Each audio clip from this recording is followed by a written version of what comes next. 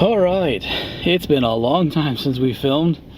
Thanksgiving's happened, a lot of stuff has been going on, and it's time to bring up the speed while we go to Baltimore to pick up another project for this channel. We have an addiction, guys. That's all I can say about it.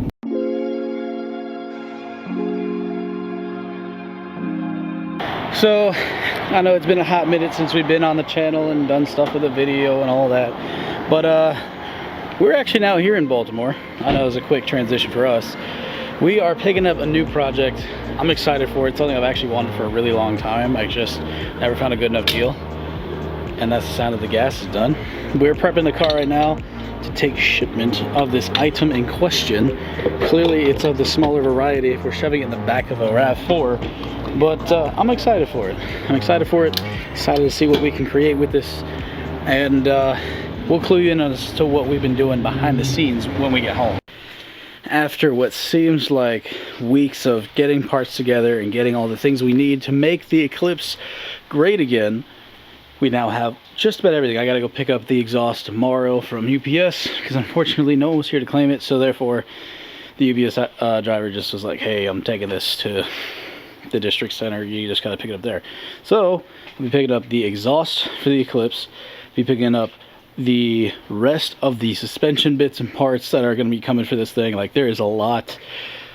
I can't explain how much until we get to that video because there is a ton that has to get done. We're talking coils, exhaust, putting some of that interior back together. There's just a lot going on and I'm really excited for it. But I'm underneath my deck because I'm going to show you what we drove to Baltimore for. Because between all the parts buying with shocks, coils, tires, everything, I decided to buy myself a little something extra because ultimately we have a plan for the Eclipse. We're going to actually be giving it to my baby brother as his first project car that he gets to learn how the project car life is like. I decided to buy myself a little side project that we're going to be able to work on. Something that I can drive almost every day if I really wanted to, so long as it's nice out and not rainy. And there's a story to this. Let me show you guys. Ba-da-da-da. This is it, everybody. There's a story to those guys. I'll explain those guys later. But this is our 2006 Honda Ruckus. Used, already pre-modded. There's some odds and ends we're going to have to deal with on this car. I unfortunately had to leave it while it rained. But the good news is, because it rained, kind of help wash off some of the junk, some of the nastiness, some of the other stuff that be hiding here and there, you know, whatever, cleaning the thing up. There's a lot that we have to do on this bike to make it road legal, but also safe to drive, and more importantly, drivable. As of right now, it actually will not start.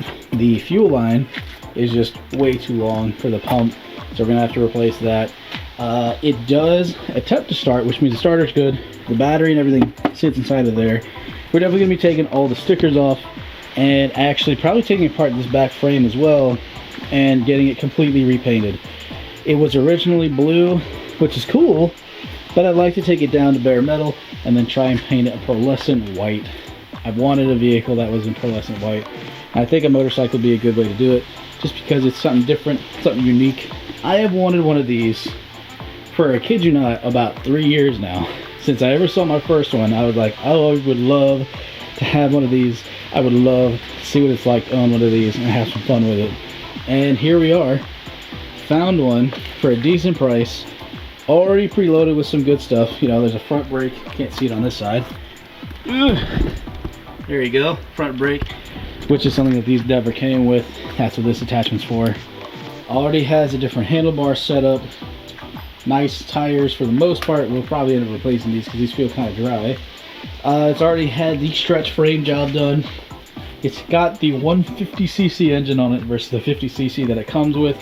Normally, this exhaust, this I know is just janky as heck, but I know a couple of guys in some sites I'll be buying some parts from to just get that taken care of. We'll see what it sounds like, but at the very least, we're probably going to end up actually cutting this exhaust off and re-welding on a new one, as well as welding an arm to the actual frame itself because there are some pieces missing, namely no taillight. There's supposed to be a taillight on either side or in the center, and this didn't have either of those. So we're gonna go ahead and get that done. We'll probably get another seat. This one's nice, but you can tell it rained. I don't know. We'll see how it feels after we start to drive this thing, because as is, we can ride it the way that it is.